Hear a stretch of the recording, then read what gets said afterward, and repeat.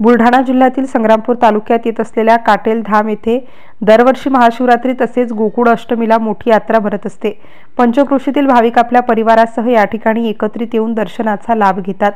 दरम्यान यावर्षी महाशिवरात्रीच्या पर्वावर काटेल येथील गुलाबबाबा संस्थानमध्ये यात्रा मोठ्या उत्साहात साजरी करण्यात आली असून दरवर्षीप्रमाणे यावर्षी सुद्धा या ठिकाणी विदर्भासह खानदेश, मराठवाडा, मध्य प्रदेश, छत्तीसगड व अनेक प्रांतातील भक्तांची मोठ्या संख्येने उपस्थित असल्याचे दिसून आले।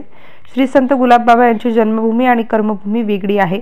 बाबांचे अमरावती जिल्ह्यातील टाकरखेड येथे भव्य समाधी स्थळ आहे, तर आपल्या अनेक भक्तांना आपल्या वाणीतून केलेल्या सर्वगुण संपन्न कार्याच्या कर्मभूमीचे दर्शन काटेल येथे आल्याने अवश्य घडते।